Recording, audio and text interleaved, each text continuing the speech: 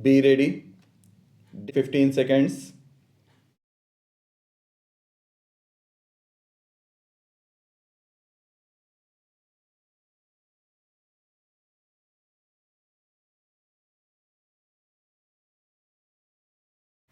The appellant's right, first of all, flows from the Master Circular dated 29/1/1991, as has been rightly contended by learned counsel for the appellant. For the sake of convenience, we extract herein below the relevant clauses. 1. Substitutes engaged should be paid regular scales of pay and allowances admissible to the post against which they have been appointed, irrespective of the nature of duration of the vacancy. 2. They be allowed all the rights and privileges as are admissible to temporary railway employees on completion of 4 months continuous service. 3. Substitute school teacher may, however, be afforded temporary status after they have put in continuous service of 3 months, their service to be treated as continuous for all purposes except seniority on their eventual absorption against regular posts after selection.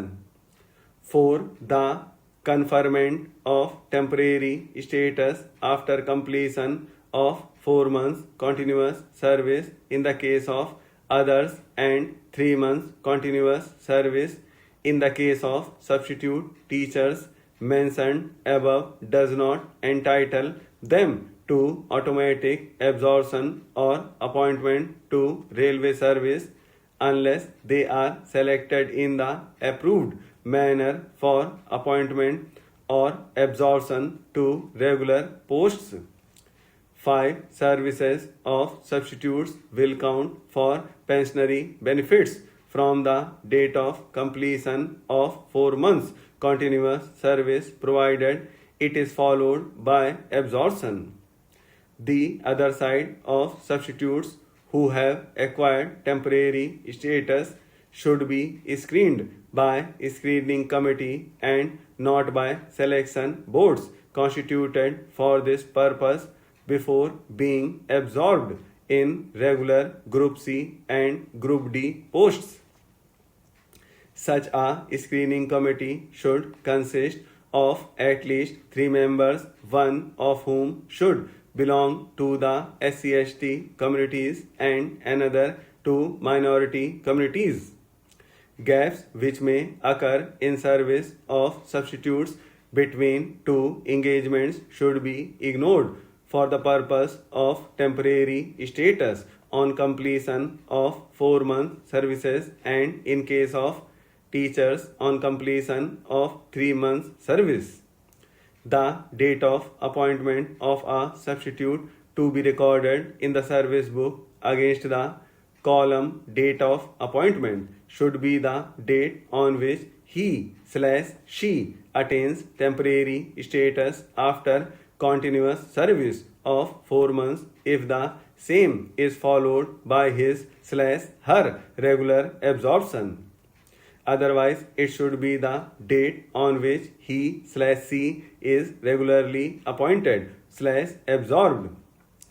This applies to substitute teachers also who attain the temporary status after a continuous service of 3 months only. A reading of the above clearly shows that on completion of 3 months of continuous service as substitute teacher, the incumbent acquires temporary status.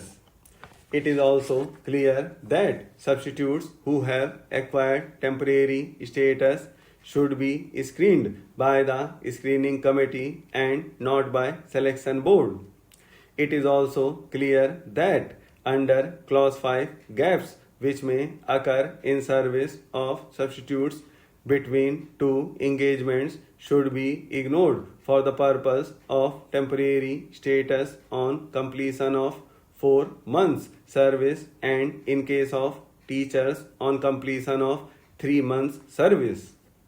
Further, it is clear that the date of appointment should be the date on which they attained temporary status in the event they are regularly absorbed, as is clear from the dates mentioned herein below that the appellant, having acquired temporary status on 4/3/1990, is entitled to count his service from 4/3/1990 in view of his absorption in the service as a primary teacher.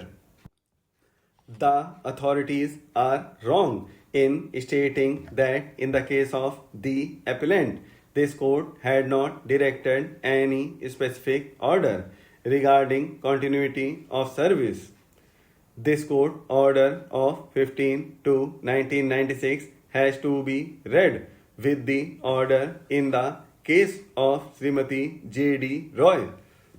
Nowhere in the order of this court in the appellant's appeal had the benefits available to the appellant under the master circular been taken away. In the case of Srimati J.D. Roy, by abundant caution, the master circular was referred to and the rights granted therein were reiterated expressly in this court's order. On the facts of the present case, we are not persuaded to accept the contention of the respondent that the order of this court in the appellant's case should be so read as having denied him the benefits of master circular.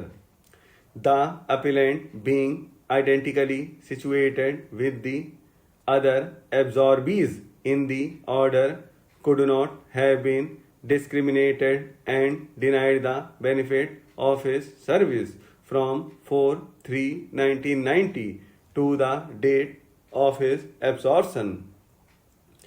The tribunal and the High Court have grossly erred in denying the relief by wrongly understanding the orders of this court and the legal position. We direct that the appellant will be entitled to take into account the past service rendered by him as substitute teacher in different spells from the date of obtaining temporary status. The appellant should be extended the same benefits as were extended to others who were granted continuity.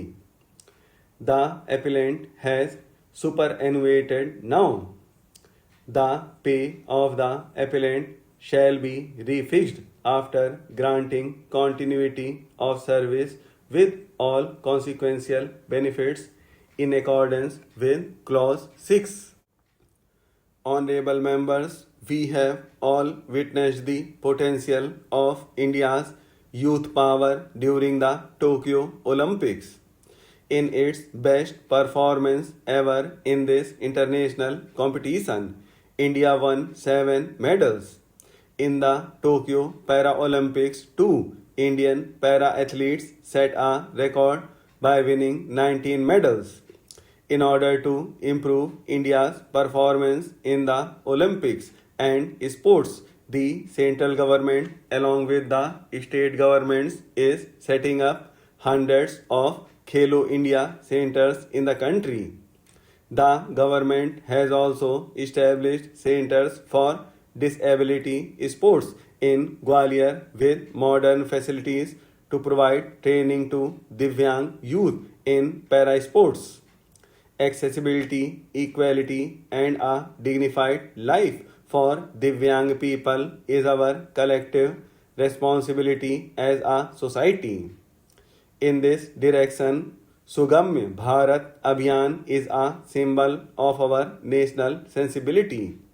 The country is implementing several programs in order to transform the lives of Divyang people.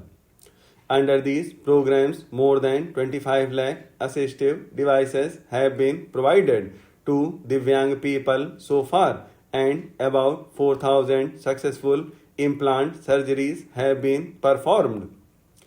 Taking these efforts forward, the government has also established the National Institute of Mental Health Rehabilitation in Madhya Pradesh. A 10,000 word Indian Sign Language dictionary has also been developed for the future of Divyang youth.